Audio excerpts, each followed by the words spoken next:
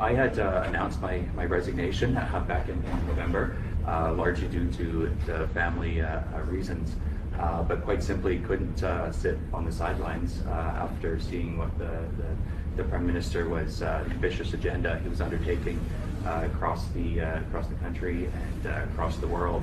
And quite honestly, it was the speech in Davos where you took everything head on, and I think for me that's where a lot of the world changed. I think it opened a lot of eyes for Canadians.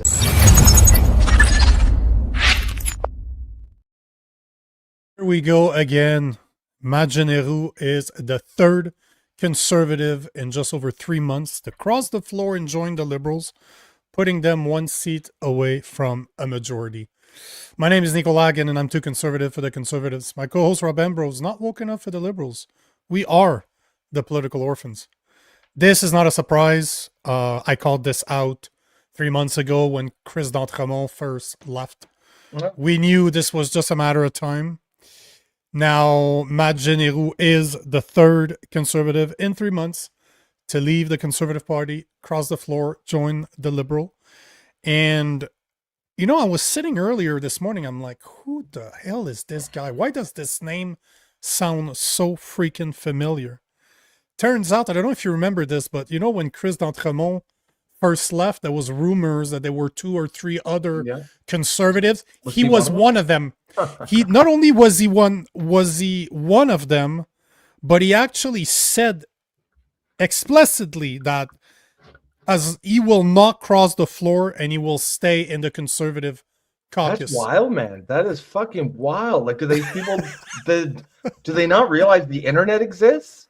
It's crazy that like they would just have so little respect for their voters and for the voting public. That like, I mean, we all know the politicians lie all the time, but like to do so that brazenly, that's almost impressive in how sort of just brazen it is. I can't believe it. They just don't care what people think of them. No, they really don't care. And like we've said a million times at least, and this is a first. You heard it here first. Now everybody is saying it, but if you remember 3 months ago, at least I was the first one to speak about this, how this should go to a by-election straight up. If you're leaving the party you were elected in, done. By-election automatically. Yep. No chances of crossing the floor, especially not in when you're about to give a party a majority. Yeah, that's great. But you know the worst part about this, and this is something that people are not addressing, the worst part is not just that he left the Conservative Party to join the Liberals after lying, saying that he wouldn't do that back in November. Mark Carney upgraded him from a backbencher to the new special advisor on economic and security partnerships. Of course. So he's no longer right? But they're not even hiding it. No. It's literally Michael Ma, same thing, right? Michael Ma goes from being a nobody to now he's the special aide when it comes to China. And now this guy, nobody I've ever heard about until November last year. And he's been in party since 2015. So that dude has been elected and elected and elected. So it's not his first rodeo. Yet he goes from a backbencher and now he's given the new special advisor on economic and security partnership by Mark Carney. So that's crazy, man. This shouldn't be allowed. That should not be allowed. They're not even hiding it that it's a bribe. They're not even hiding it. No, it's one of those things like, and we all knew that it was, but like to see it just put out there like that it's wild. I can't believe it. Like I'm pretty cynical with the state of politics of today, but I'm surprised. I'm surprised that it was this out in the open and this brazen. Oh yeah, they're not hiding it at all. Like they didn't hide it with Michael Ma. They're not hiding it with him. No, probably that Chris d'Entremont's kind of damn. I should have asked for more. Yeah, I should have crossed. But here's the thing to remember. So I'm saying that they're one seat away from a majority, and the reason I'm saying this is, first, there's going to be 3 by-elections in the upcoming weeks/months. I don't know how long they're going to take to do this. but there are going to be 3 by-elections. Remember that Chrystia Freeland left to become an aide to Zelensky. Yep. So her riding is going to be up for by-election. I believe it was 2 weeks ago, Bill Blair also accepted another job overseas with Mark Carney's approval, obviously. His riding is up for by-election. And if you remember, we covered this heavily just after the elections, or even during the election. I think we talked about it the day after. But the Terrebonne riding right here near me, right outside of Montreal, the Supreme Court finally gave their decision last week, and they said that we need a by-election. This is the riding where Election Canada made mistakes on the envelope used to pre-vote or vote by anticipation, and never corrected their mistakes. So the Bloc Québécois went to the Supreme Court. Supreme Court said, this will not stand. We will have another by-election. Yep. Unfortunately, Chrystia Freeland and Bill Blair's riding are like liberal, so they're not going to change hands. It's all going to come down to maybe the Terrebonne one is. I'm ready to bet that it's going to become Bloc Québécois, so the Liberals are going to lose it. But it's just a matter of time before they get a fourth crossing. Yeah. They just need to continue buying them off, and it's going to happen. I really can't. I just really can't believe this is allowed. And it's people say, oh well, floor crossing and all. It's got a long history in Parliament. Yeah, I know, I get it, but not to give a majority. No, that's never happened before, and that is the fundamental difference. If the Canadian people wanted Mark Carney to have a majority, they would have given him one in the polls.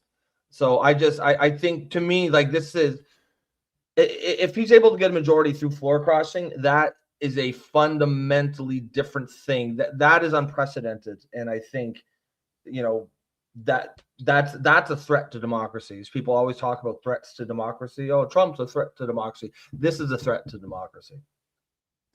I looked up earlier if we've ever seen this in Canada, where 3 conservatives, like 3 opposition MPs, cross the floor to the party in power. It has happened, but the only time it happened is there were 3 times in history, and it went back to 1917 when the people went against the conscription. They were like, we're against that. We don't want to force people to have to go to the First World. But the reason the 2 other time it was at the beginning of the 2000s is because the Conservative Party became something, right? I think it was under Layton. I can't remember what the leader was, but when they become the progressive conservatives, yes, to the regular conservatives. So the 2 times that it happened outside of 1917 was because there was a party that was basically collapsing, and they were joining another party. But we've never seen what's happening right now, where a strong opposition, not because they're conservative, I'm saying that in their numbers, they're not anywhere close to collapsing. It's not a party. The Conservative Party is not a party that's about to collapse. And they're not merging with another party either. You literally have members. Now you have a member that outright lied to say, I'm not going to do this. This is just rumors. I'm not going to do it. And then he did it. And the people that know me, they know I don't believe in the political system. I don't believe in the voting. I don't think it matters. But that's not the point. The point is, I'm trying to show the people out there that still believe that election matters, that they don't really matter at all. What the hell does it matter who you vote for if the government in power can literally bribe other MPs from different parties to join them? And the part that's insane is that we're not even talking about the NDP. When I saw Jeneroux, I don't know, I saw that name, I'm like, oh, that sounds like a guy that's for the NDP. And it's not even that. They're not even NDPers. They're not even supposedly leftists that are leaving. They're literally the opposition. Which I could have understood. The Green is just a matter of time before Elizabeth May finds her drunken steps to the Liberal Party. Yeah. Yeah, no, it's right. Like, and what was the example you gave from like 100 years ago or something, where there was a war going on, and 1917. yeah, Yeah, conscription was going on. That is the kind of thing that a I get politician it. in good conscience might say, no, I regardless of party, I can't support this. But this isn't that. Yes. There's no No. major policy shift that happened. There's no policy this person disagrees with, and I guarantee you, whoever that was that crossed back in 1917, they weren't saying 30 days earlier, I will never cross the floor. You know what I mean? They weren't No. saying that. They were No. probably threatening to cross the floor if their party didn't do something, if their party didn't back away from conscription. Yep. This is, and honestly, this is not about whether you're on the left or on the right. This shouldn't be okay. And I think, there's a comment here that I saw from Serena. She says, in the liberals' eyes, they are heroes to be rewarded. Yeah, I know they are, and I think that's wrong, right? And that's because the liberal mindset is that every position they hold is the morally correct one, and in their mind that this guy crossed, they just say, oh, he decided he wanted to be on the right side of history, right? And that's obviously nonsense. That's a childlike way of looking at the world and looking at politics. Both sides are right about some things and wrong about some things, more wrong than not. But this idea of like, oh, my side is the morally correct one is just a childlike way of looking at the world. And at the end of the day, you have to recognize this for what it is, and that's a threat to the democratic system. This is, and I'm not as far gone as you. I do still think that there's a voting gone. I do think the voting can do, like, you can do, there's a point to it. I still believe that, or at least I'm trying to believe that. I'm hanging on to that belief by my fingernails. But then I see shit like this and it makes it very hard. I'm not the one that's too far gone. I'm the one that have let go. You need to let go. Let go. Let go. Because clearly elections don't. But clearly, yeah, exactly. That doesn't sound gay at all. Just We can't. No matter if you still believe in the election system, how can you be in favor of that? I don't care which party you represent. Yeah. Would you be okay if the conservatives did that? I wouldn't. To me, it wouldn't matter who does it. It's just wrong. It is simply just wrong. Yep. Guys, before we get to the next subject, I will remind you guys that I've been building something for the political orphans, a private community of critical thinkers who reject political tribalism, and fits in the subject today, that's for sure, and want to have real civil discourse. I'm going to be creating exclusive interviews, like exclusive weekly interviews, lives, structured discussion. This is not a place to bash each other, but really to have real conversations. The only rule really is don't attack people personally. That's it. That's my only rule for that new community. I'm working on it. It will be done by the end of the week. And it's just a place that we can continue this conversation we have here, but 24 hours a day, 7 days a week. But the goal of this is more than just to have discussions. I really want us to find solutions, and I want this community to be responsible for building something in Canada, building a real movement. Because if you have a few hundred, even thousands of people in a community, you can actually make real change. Like, everybody does something in their community. We get together to structure it. Man, there's so many possibilities if you do it right, and that's the whole intent. So if you're interested in joining, I'm just curious to see if you guys are interested. Just give me a yes in the comment section. Before we get to our guest, because we do have a guest in 12 minutes, there's a couple of subjects I wanted to do a quick run through. Yep. The first one before you do that, very quick, I just want to take this comment very quick from Anastasia, because this is a good point. She says this is she's a conservative. Yeah, I had hope in Canada, but I'm going to be signing the Alberta separation tomorrow, and I wonder how many people out there are like Anastasia here, because that's an important point for the people that are cheering this stuff. Like, you really gotta think bigger picture. Yeah, this is good for the Liberals in the moment, but like, it could be a Pyrrhic victory here where, yeah, it's good you get the win in today, but like, does it bring down the system tomorrow? People need to think big picture on this stuff. Yeah, 100%. They have to think big picture. They have to also understand that the liberals are the best thing that ever happened to Alberta independence. Like Yeah, it's that's fucking right it's there. the thing we keep on hearing from all the guests that we have that are for the independence. They're like, the best thing that ever happened to Alberta is the Liberal Party over the past 11 years. So Sure. now today, I don't know if you knew this, but today is Lent. It was Ash Wednesday. You probably know that. You Oh, grew that's up right. as a, That's right. Yep. Yep. but it was also a Ramadan that started Mm-hmm. today. Mm-hmm. And you obviously know where I'm going with this. As soon as Mm-hmm. I saw that it was today. I'm like, let's see what our politicians have to say about this. And Yep. obviously, I went to go check what Mark Carney had to say. Obviously, you knew he was Happy going to talk about this. Ramadan. Happy Happy Ramadan. Ramadan, Yes. Yes. everybody. Yes. Well, it's more than that. I'm just going to show a little comparison here. But here is his post that he made earlier. Sundown tonight marks, that was yesterday evening, by the way. Sundown tonight marks the beginning of the holy month of Ramadan, a time of fasting, prayers, and reflection. I wish everyone observing Ramadan to have a blessed and peaceful month. Ramadan Mubarak. But Mubarak. they get but they get an official statement. And of course, if you go to, oh, that's true, it did not follow. Hold on, let me pop that up for you. The official statement goes into Islamophobia. It addresses all the type of crap that you Yes, of expected him to course, of say. course. As this sacred period begins, far too many Muslims in Canada are continuing to face troubling acts of Islamophobia. Combating That's hate nonsense. is a top priority for this government, and Islamophobia has no place in this country. At the This is heart such of, nonsense.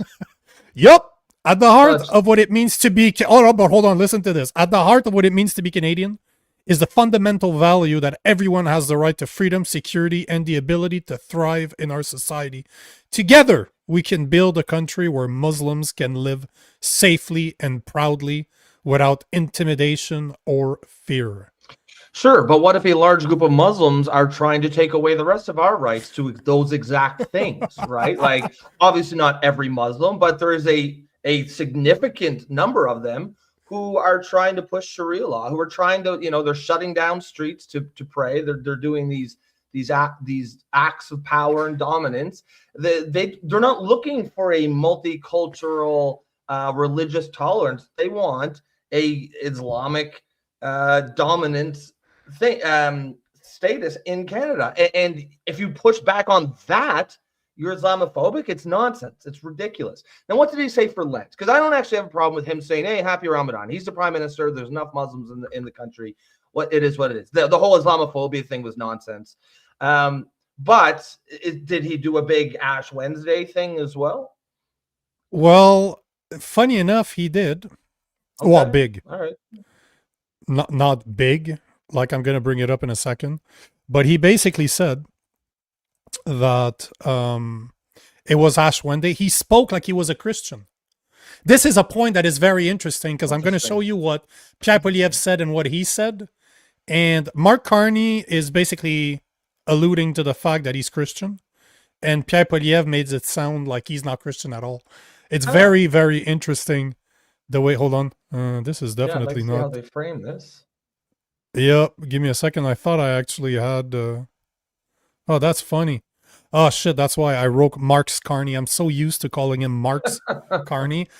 I looked for that. They were all. I'm like, wow. There's one post that's clearly not the right. Oh, you searched for Mark's? Yeah, I searched for Mark's Carney. I'm so used to writing that. But here is the post that he made.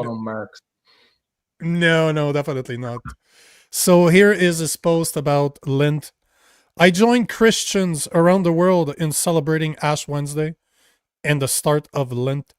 As we enter this season of reflection and repentance, let us renew our commitment to the common good and the dignity of all.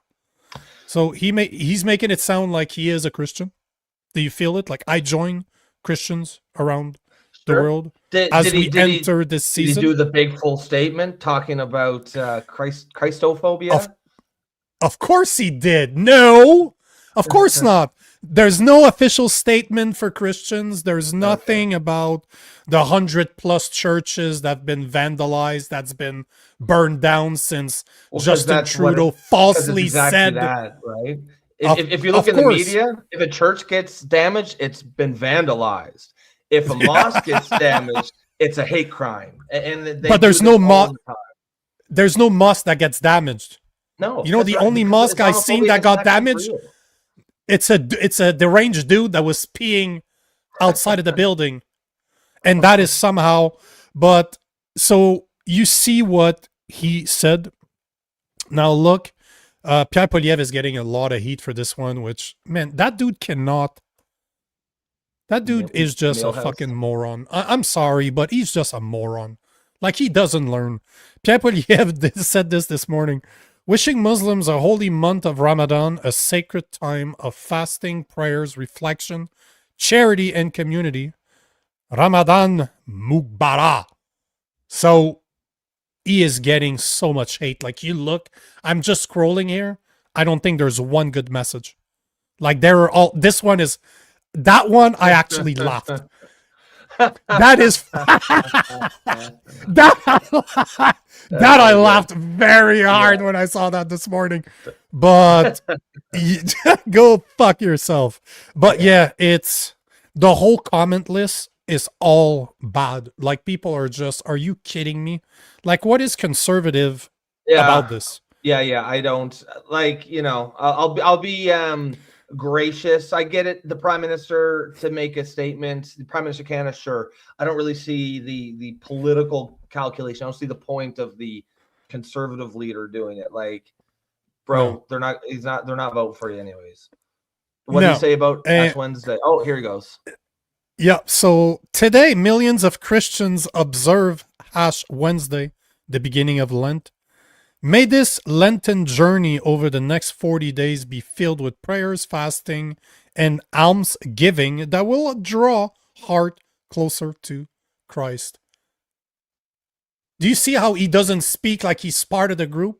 Yeah. Today, millions of Christians observe Ash Wednesday. May this Lenten journey. I don't know. It's not great messaging, I don't think. Now, is he Catholic? I don't know. What's his? Does he call himself Christian? What's his thing? People call him Christian. Like, I know the conservative content creators out there like to say that he is a Christian. I'm always calling them out for that. This dude's not a Christian. And it's at least he's been honest. You can clearly see it through the message that he is not labeling himself as a Christian. He's literally talking today. He could have said millions of us celebrate Lent. We would have all knew what he was talking about. But he did, of course, he did not have the testicles to say that. But I don't think at the end of the day, I've never thought he was a Christian either. Plus, he doesn't have the balls to admit it. But he is just getting, ripped left into and right, yeah, left, right, and center. Yeah. And this is the way to celebrate Ramadan in Canada. Pam is saying, I'm celebrating Ramadan by eating pork. Pork schnitzel. So, yep. So, at the end of the day, man, it's that pandering. I'm just tired of that pandering. Why are we pandering to such a small percent of the population? Like, Muslims are not even 5% of Canada. They're like 3% or 4% of Canada. Why are we pandering to them? Why is it okay for CBC to wish happy Ramadan and have sections and interviews and videos about it, but they don't talk about Lent? Like, if Canada is indeed what they say to be multicultural, why is it that it's okay to speak about Ramadan to speak about Muslim culture, but the same CBC that's receiving $1.6 billion of our tax money every year will not talk about Lent. I looked at it earlier. You know what was the closest CBC that spoke about Ramadan? The Caribbean Broadcast Center, not CBC, because I wrote CBC Lent and it showed me Caribbean people talking Really, eh? about Lent. Jesus. Well, their platform is called CBC as well, but Oh, I Caribbean get Broadcast Corporation or That's something like that. we probably give them $1 million too. Yeah. Yeah, So like, yeah. and you know what, like, my issue, my bigger issue is, and it's not everywhere, but like, you're starting to see a sort of push from the Muslim community all over the West. It's in the UK, certainly in like France, in Canada, where there's this feeling that everyone else's society is supposed to sort of bend over backwards to accommodate them. And for example, I've seen, it's not in a Canadian newspaper, but I believe it's the Guardian from the UK, and it was just an opinion piece, but it was basically saying something like, the rest of us should, during Ramadan, should, you know, be sensitive and not eat in public around these people, or give up pork. There was this big drama from a U.S. politician, Randy Fine. I don't know if you saw that, about the dog thing, where he said, he's like, if he was referring to, there was I think one of Mom Donnie's advisors had said something about not having dogs. Not having dogs. Dogs have a place in society, but not as indoor pets. And it's like, who the fuck are you to tell us who we can have for pets? And Randy Fine had said, basically, you know, if it comes down to it between the Muslims or the dogs, I know who I'm choosing. And he got fucking crucified, man, from the left and the right, like Megyn Kelly, Pierce Morgan. They were just destroying this guy. And I'm like, what did they say that's wrong? Like, he prefaced it with, if they force us to choose. And yeah, if they force us to choose, I choose the dogs as well. And it's not like I have no issue with Muslims. What I have an issue with is a minority coming to our country and dictating our way of life, telling us that we need to accommodate their beliefs. You don't like dogs? Don't have one. You want to fast at Ramadan? I fully support you. You don't get to tell us when we can eat, what we can have for pets, what we can send our children to school with. If I'm going to send my kid to a school with a fucking ham sandwich, he's going with a goddamn ham sandwich. With bacon on it. Yeah, exactly, right? and like, remember we covered that a couple months ago, where there was letters sent home. Please don't send pork sandwiches or ham sandwiches to school, because we have some Muslim students. Well, that's great. Tell your students not to eat my kid's lunch and there won't be a problem. I wouldn't send my son with one sandwich with bacon in it. I would send him with like 3 of them. 30. So we can give some to his friends. Yeah, hand them out. But I saw the post you're talking about. I saw what you mean about the dogs. It's absolutely insane. What's crazy is that people were talking, like, of course, like, you know, AOC and the usual leftist idiot suspects. Of course, they're going to pile on, but there was a lot of right-wingers piling on this guy. And like, what did he say that's wrong? They were actually against what he said for saying that he would choose dogs over Muslims. Yeah. Oh, yeah. Like Megyn Kelly, called him Pierce Morgan called him a bigot. Remove the Muslim from that conversation. I choose dogs over 99% of humans. Yeah, sure.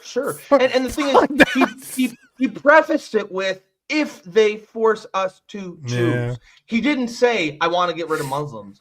He said, if they force us to choose, I would choose the dogs too. Mostly because I refuse to have a choice put to me in my own country like that. If I just like dogs more. Yeah, I mean, I like dogs more too. Who doesn't, man? Like if dogs force us to choose, I'm still choosing the dogs. Have you ever reversed dog? It's God reversed. Yeah. The first time I learned this, it blew my mind. I'm like, they're gifts from gods, bro. I mean, I the must have thing been is, high as shit when I realized that. Yeah. like I've got Muslim friends. I have no problem with individual Muslims whatsoever, but there's clearly some major cultural tensions and differences between the West and the Muslim, and that's just one of them. But that's an important thing. Yeah. Dogs have a sacred place in our society, and if a large group of people are going to start trying to dictate our way of life, that's going to be a major problem. Yeah, and I only like big dogs, so it's going to be a problem for them, not for me. Yeah. Mike, thumbs up. You're ready to go? Awesome. We are joined by Mike from NOC Audits. Mr. Mike, what's going on, man? Hey, Mike, how's it going, brother? Now yeah, man. Now I recognize you, because this is because of Prairie. Prairie's in the audience. She recommended Mike to contact me, and funny enough, Mike in his email wrote Crew Mike. If you're in Muay Thai, crew means instructor. So I'm like, fuck, I know this guy from Muay Thai, obviously. But I did not remember who he was because there was no pictures attached to the email he sent. And it turns out that Mike and I have fought twice. You were the first guy I've ever fought 15, 20 years ago. Yeah, funny enough. It was a long time ago for sure. Yep. So Mike, you reached out to me because there's something crazy happening with your son, and to give kind of a bit of context here, you are one of those guys that like to audit cities. So you're that jackass that shows up with a camera and says, what you're doing is wrong. Here's why it's wrong. And now the school where your son goes is giving you problems, right? Yep, that's pretty much it. Explain to us what's going on. Tell us what is happening here. I put a little timeline down here so I could stay in chronological order and not jump around there. But basically, this starts with the city itself. Like I went in, I was making a FOIA request. I went in a couple times, and I was recording. We have these videos online too. No issues. The girl was actually professional. Then I'm checking the town meeting agenda, and I find this report to the council, which is tied to the no recording bylaw that they're trying to put in place now. So they're trying to force a bylaw to stop recording in all municipal buildings, which is literally an attack on me. They don't like me. So that's what they're trying to do. Anyways, this report was a flat out lie. And all of our interactions were on camera, right? So I carry the proof with me. It's not a good idea to lie when the video can just disprove you. So this started a whole investigation with the OPP, the Integrity Commissioner, and all this stuff. They basically validated my concerns where it was defamation. That was a flat out lie, but none of it crossed that criminal side. So she kind of survived for a while. We thought it was going to be swept away. And then just last week, the CAO was terminated. They give us no real explanation. She's just out of nowhere. Bye-bye. She attended the town meeting that night, and the next morning she was no longer employed. So that was what's the town, by the way? You didn't mention which city it was in, because I know you're from Ontario, obviously. But it's Chapleau, Ontario. So closest thing is Timmins, 2 hours away. We're about 3.5 hours from Sudbury, like in the middle of nowhere. We're actually tied to the world's biggest game preserve. So we're literally in the bush. Maybe literally in the 2,000 people. It's probably less than 2,000 these days. So a really small community. And that's probably why the problems escalated so much. Like I have problems in Sudbury too, but out here it was just like, wow. So once this township started this bullshit, like they basically made everyone go crazy. Now everyone was watching for me and was afraid. And you have this issue of one of the principals is also a town councilor. So this whole notice that she posted there, the Integrity Commissioner nailed her on the fact that my name was published. You're not allowed to publish names on these public documents. They should have blanked the name. Okay. And then now there's concerns that the town councilor wouldn't have done what she did if she didn't know, like if she didn't have my name, and she shouldn't have had access to my name. Or if she did, there's that Chinese wall there, whatever, where that's something that she got privilege as a town councilor. She can't use it to make a decision as a principal. But yeah, that one was just weird. Now let's get into the schools themselves there. So I record 2 games, no problem. 1 at each school. And I'll clarify a little bit here. That's volleyball, right? Your son plays volleyball. It was volleyball at that time. It's volleyball season, basically. But I got to clarify, it's 2 schools, but it's because it's such a small town that they have to combine the teams. So the team is a combined team, students from both schools. They have practices at both schools, and then home games is like one day's here, 1 day's there. So I record 2 games, 1 at each school. But to me, they're both like home games. It's still my kid's school. Doesn't matter what school you're at. Like that's the school that my kid's playing at. Then these get posted. Like my kids started this Noka media site, which is just basically normal media. We post news. We've been working on the homelessness crisis, and he posts the games. I think they got like 50 views. Okay, so this whole thing here is starting because of 50 views on a video. Then we go to record the 3rd game, and that morning, my kid sends me the sign that's on the gym. So they plastered a sign on the gym that morning, says that one's a blanket, no recording. It's just a sign with a no recording camera on it, and you're not allowed to record in the gym. So he sends me the sign, and now, like I was recording these games casually. It wasn't an audit thing, but now it became an audit thing. Now it's like, why do you think you can stop me from recording the game? And let's see what you're going to do about it. So I show up, and he's waiting for me. Literally, like I did have to press the buzzer because you have to buzz to get in. But this guy comes out, and he's not even letting me into the building. So he's very French. He's even more French than I am. So he comes out, and he's just like, no, we can't let you in. And I'm like, oh my God. And he actually goes out and calls the cops. And then I didn't get a trespassing charge that time. They gave me the trespass notice. I left without issue.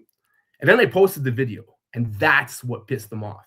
So their whole justification for having trespassed me is the video of them trespassing me.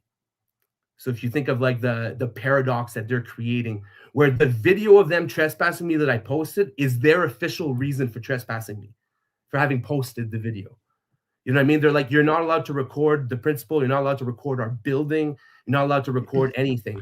They did pretty much everything. Why is this, Mike? Like, what was it they didn't want you to see or record? Is it an issue of like, is there a trans athlete that they don't want the drama, or what's going on here? I call it the war on transparency. But honestly, I would feel better if there was a trans athlete. The reality is there is no one there. That is the official story, though, where they say that some students are vulnerable and need to be protected. But that's where I have to clarify, where I'm not like a pedophile stalker sitting out there recording their day-to-day class. Well, no, it's your own kid, right? It's my own kid, and it's a public sporting event. So when you're hosting a public sporting event, the parking lot, the lobby, the hallway up to the gym, the bathrooms, these all become publicly accessible, right? It doesn't matter that you want to consider yourself private property. You're a public school to begin with, but you've opened yourself up to this when you're hosting this it's OFSA sanctioned. So out here it's NSSAA, but OFSA sanctions it all. So it's like at that point, OFSA is pretty much in charge of the gym, right? It's like OFSA rented at now. Kind of like if you go to an arena for a hockey game, like that's now been rented by that team. And this is now a public sporting event. So if you have kids who are vulnerable, keep them in class. Like, why is everyone in the gym? Like, we have this kind of culture out here where when it's a sports day, nobody has class. Everybody's in the gym watching the sports. Well, that's not really my problem. And then I record the court.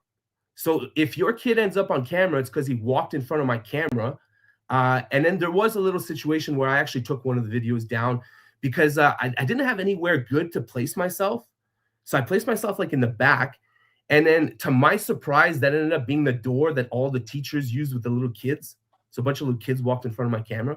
But again, nothing illegal about that. It's not a violation of any privacy law. We're out in public right now.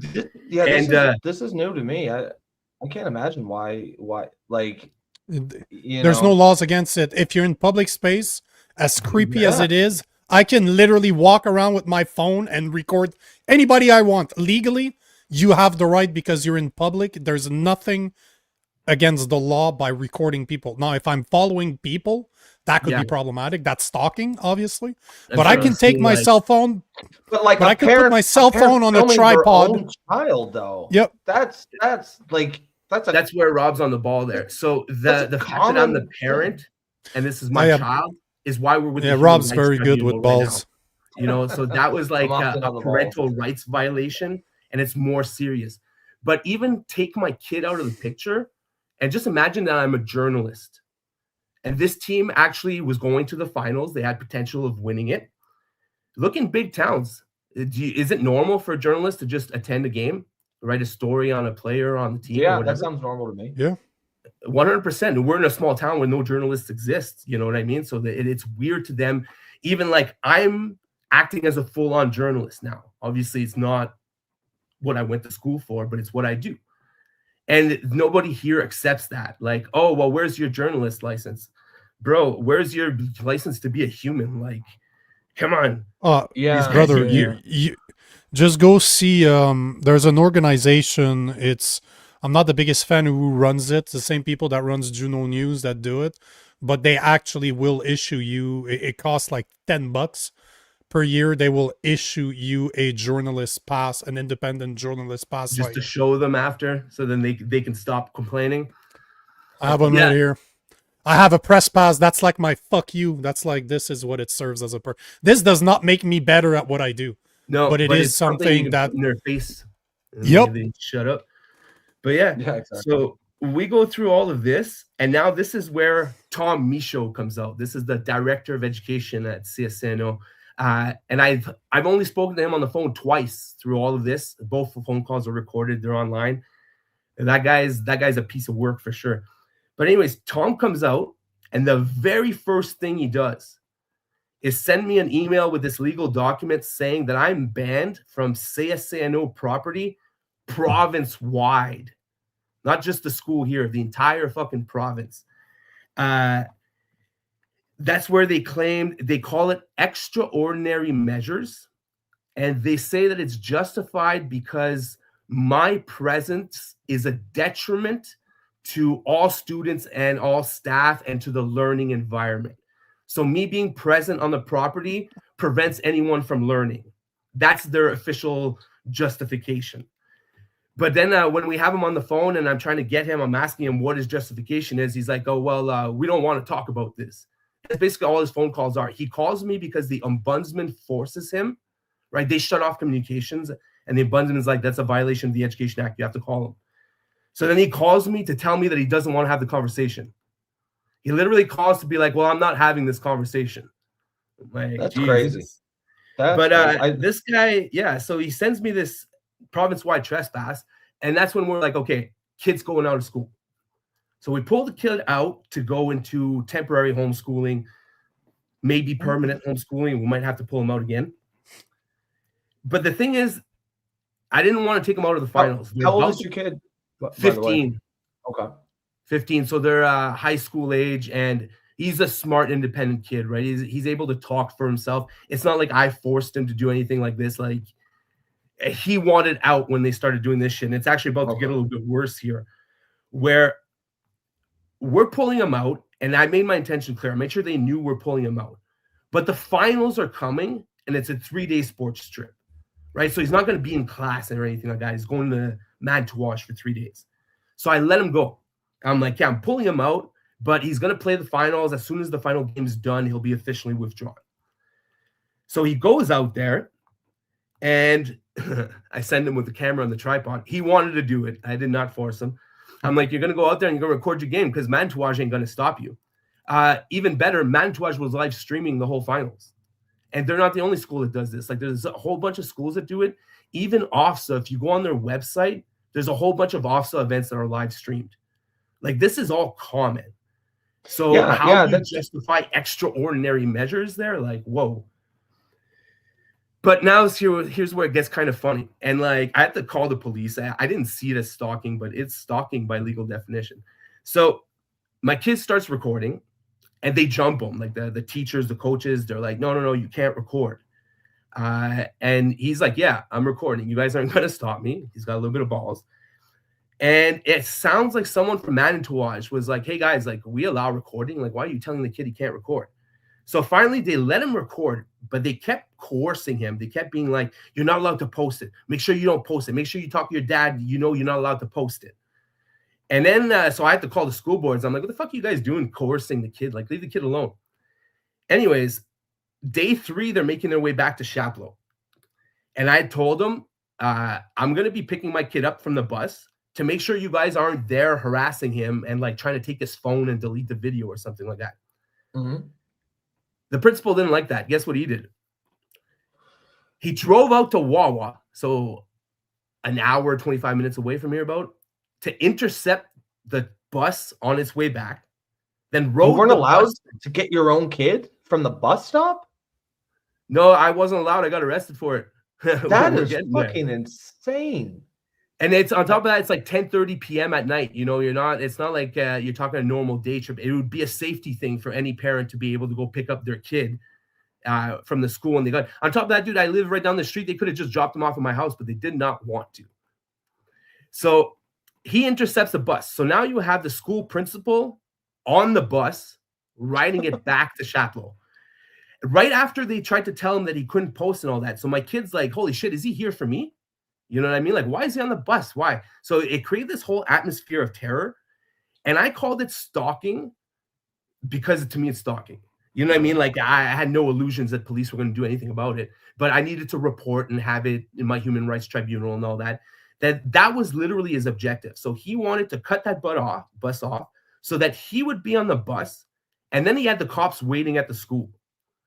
So when I go to pick up my kid, the cops are there and all that. I'm like filming the cops from the property line, like waving them over to talk to them. But they didn't want to talk. They just flashed their lights at me. So I go back home and I live like, if you picture my property line, I got a fucked up finger on that side. My property line, okay? The school's there, my house is there. So we have to walk around the street, you know, but I can film the school from my backyard. So they called it like creeping in the bush. They're like, he was creeping in the bush recording the property. No, bitch, I'm standing in my backyard zooming in on your property. That's how close we are.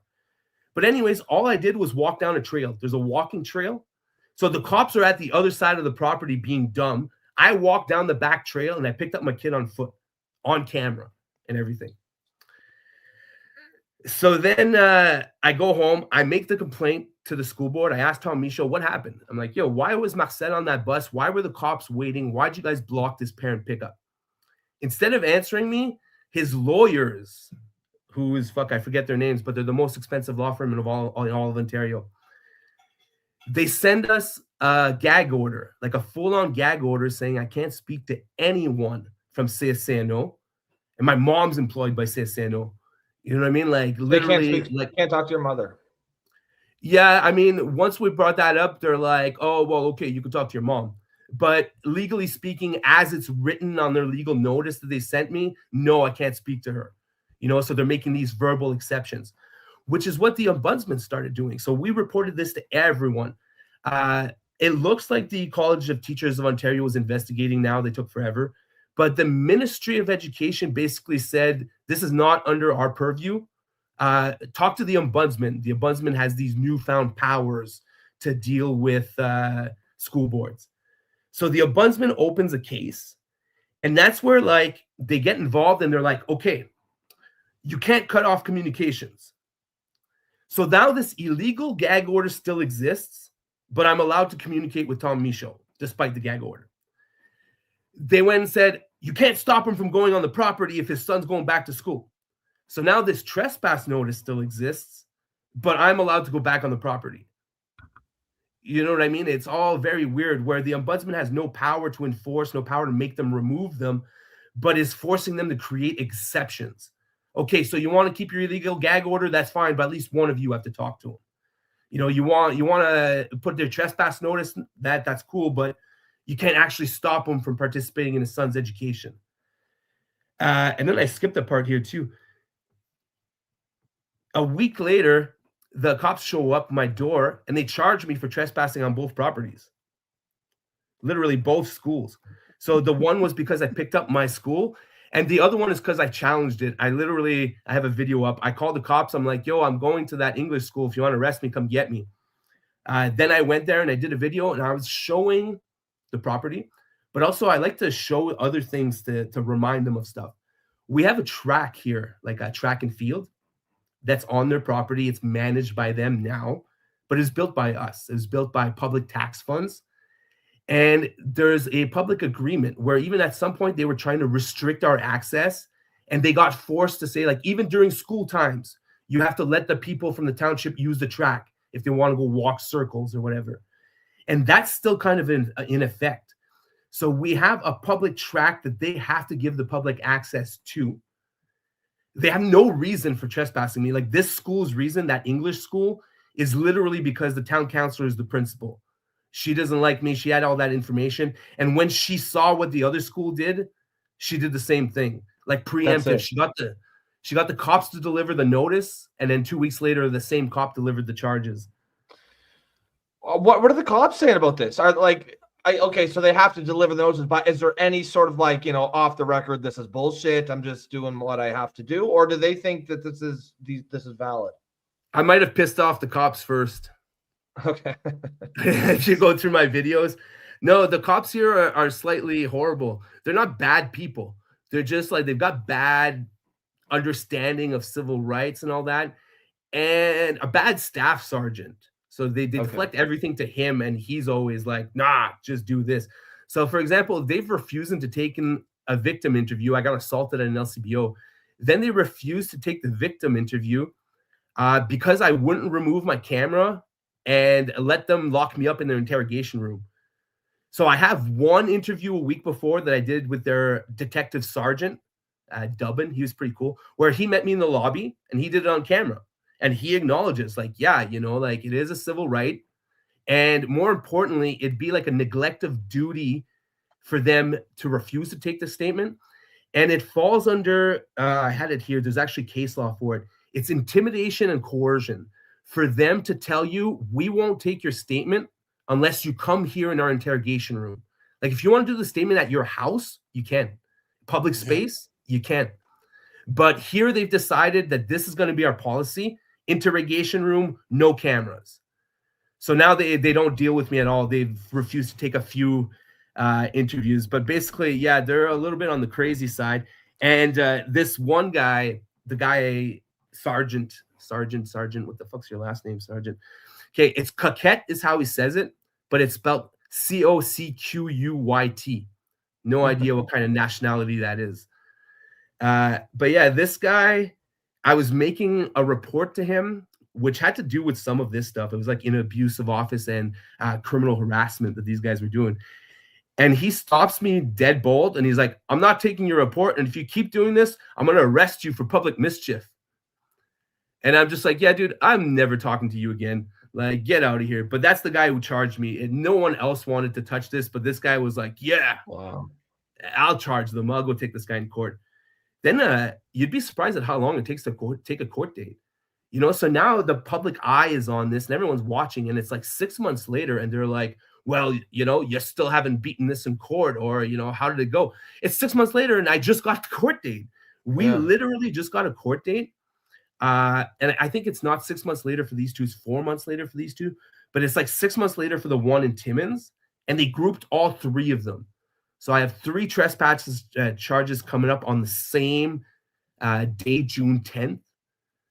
Then I reach out to the Crown Attorney, and yeah, it's like, we'll have to talk to him. We'll see. But I'm like, dude, I have the videos. So once you watch the videos, you're going to think twice about this. And he's literally, like, we'll see what it looks like. But now they're waiting for the disclosure packages.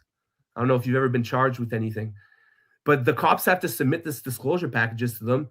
And it looks like the Timmins Police Service are nowhere to be found. So, like, I called them out 3 weeks ago on the fact that they hadn't submitted it yet, and it's still not been submitted. So we don't know what the hell's going on here. And I've heard of this before, though, where they basically file the charges and then they don't do anything. They don't submit the disclosure. They don't pursue the charges. They just kind of let it die. The process is the punishment, right? Yeah, 100%. I say that all the time. That's exactly what I was going to say, too, because that's all to me, it sounds that if you've never pushed back, they would have let you be. It's really just the fact that you had the audacity to say something the first time.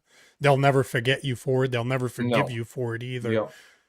And that's what it sounds to me. It would be funny. Like I told you, you should talk to some of the constitutional lawyers, because I did recommend to Mike when I saw this, I just contacted the guys at the at the Justice Center to say, hey guys, is this the type of stuff you take? And they're like, the guy I know is just apply for it. Because that would be hilarious. That would Yeah, absolutely be hilarious if they took your case and actually argued. Because that's what they do. Those guys they represented Chris Barber. So that's what they do. That would be funny as hell if I was they did definitely take gonna your reach case out and to do them. it. You I know should, that man. They do very good work, man. They really, really do good work. one of the reasons we went with the Human Rights Tribunal right away is that shit's 100% free. Like there's no filing fees. Yeah. They represent you Yeah. for free. They do everything for free. Yeah. But again, like I was saying, that's because they hit the parental rights and the discriminating against me because I'm a single parent specifically. So that was like a unique situation, right? If it were just a journalist aspect, Human Rights Tribunal wouldn't touch that shit. It'd be purely civil court. And like I said, these guys are running on tax money and are buying the most expensive law firms out there, you know, and like, wow. I was looking at how much these guys charges. I'm like, fuck. Literally, I could buy a house for the amount of money you guys are about to waste on defending this. And they're also like, we've pulled up all the statistics. I've looked at a lot of old cases. They don't settle when they know they should settle. These guys drag things out all the way to trial, right before trial, and then they'll go settle. They're paid for it. Of course. Yeah, that's exactly it. And I have a phone call where I'm talking to the English school board, the ADSB's, one of their superintendents. And I'm telling her, I'm like, because at first they were talking about withdrawing their trespass and maybe taking my kid into their school. But then she wanted to get a lawyer's advice. And I'm like, lady, that ain't a good idea. I'm like, listen, as soon as you get a lawyer in here, there ain't going to be any more talking about withdrawing anything. You guys are going to buckle down. You're going to go in a full-out defense mode, try to protect everyone.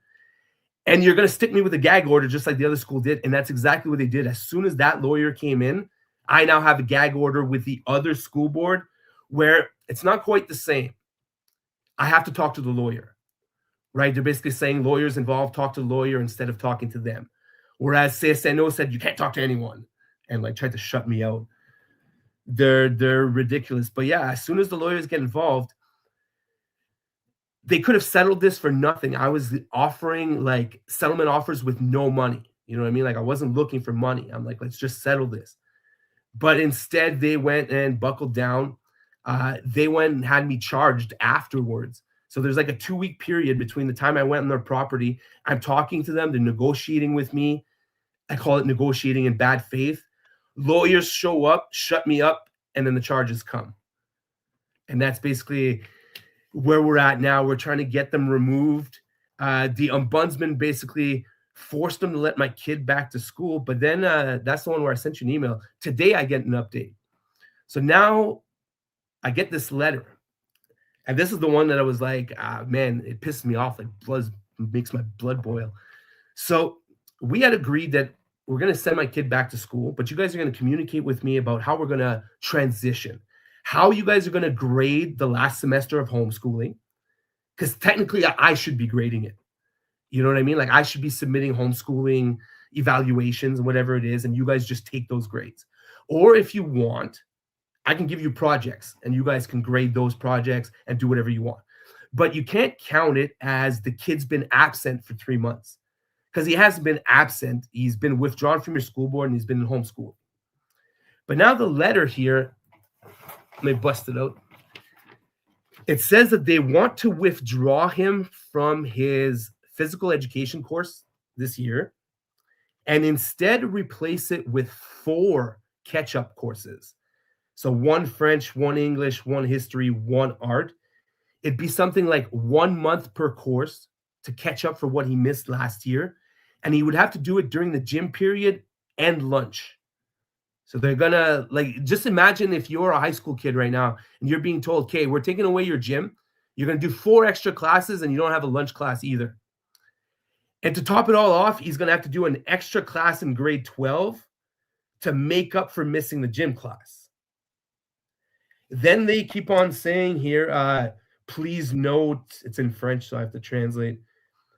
You're about to get a report card that's going to show that he failed all these classes, but that will be updated as he completes the other ones. And it's going to show like 90 absent days, blah, blah, blah, blah. What are you talking about? 90 absent days. We withdrew him. He's not in your school board. He's not absent. You don't have 90 absent days. What the fuck are you talking about here? So now I had to send this out to the ombudsman, and we'll see how they deal with it. But there's no way I can sign this. Like, sounds like insanity to me. It seems like the same thing that they're doing to you. They're just doing it to your son. Yeah, Whatever like, they that's can what I mean do too. to make now it, they're punishing Yeah, just him. trying to hurt you through him. And then or make it so difficult that you're just gonna say, you know what, I'm done. I'm out. I just leave. well, Because you're a lot more patient than I am. I wouldn't have dealt with that at all. He's been back in for 2 weeks, and I almost pulled him out every day of those 2 weeks. Literally, it's like we had a return to school agreement, and they didn't honor any of those things. You know what I mean? Like, the only thing they honored is they didn't arrest me for bringing him to school on camera, and that's still pending. Like, I wouldn't be surprised to get arrested. Like I say, I pull him out of school next week. I wouldn't be surprised that the cops show up and charge me with it. You know what I mean? Absolutely. So it's a dumbass situation for sure. The other thing that pisses me off about this is we understand that homeschooling is a parental right? They don't have control over that. If you want to pull your kid out and homeschool them, you absolutely have the right to do that. You also don't have to follow any of their dumb curriculums. You know what I mean? Like, the way credits work is they assign a credit for the completion of a certain amount of education. They don't control what education. So when we look at this, what you guys are saying is homeschooling doesn't exist. We just pulled him out of school and he sat at home for 3 months and did nothing. You won't honor any of the education that we did. And now you're going to punish him by making him do, like, I don't even understand what these catch-up classes are going to be. And they're not, I've never heard of this before. They're structuring them in 1 month little blasts, and then they're going to give him a credit for it. Yo, just let me send you a couple projects and give him a credit for that, because he did some pretty awesome projects. They're just punishing you. They're just finding any way they can to be able to punish you. Guys, I got to duck out. I've got a previous engagement that I've got to go. But Mike, this is a fascinating story. Hopefully we're gonna follow up on it, because that sounds crazy, man. This whole thing sounds crazy. What's going on all across Canada? But I really appreciate you coming on. Nico, you got this from here? Yeah, of course I do. But we're gonna end it there either way, Mike. That was the end of the story there. Okay. Oh well, there you go. Perfect. We were done anyways. Perfect. It was perfect timing. It was awesome. Perfect timing. To be on. It's like I can keep thanks for your time, man. Everything, but we got it's different. The gist down. You know, Mike, it's different than punching you in the face. That's for sure. Yeah, well, you know, have you ever seen people play chess boxing? I feel like I do awesome at that too. You know, people give us that image of like, oh, the fighters aren't the brightest, you know, and like, just like you said in your email, you might have gotten punched in the head too many times. It doesn't really show, you know what I mean? Like, we are intelligent people, and that barbaric look that everyone has on them shouldn't apply. Like, some of the most intelligent people I've met are fighters, athletes, adrenaline junkies. It's just goes with the territory. That's why I record with a liberal every day. I sound smart. Yes. So thanks for your time, Mike. Keep me updated on what's going on. Yeah, I really appreciate your time, brother. Yeah, we'll talk soon. Have a good one. There you have it. There we are. Yep. Excellent.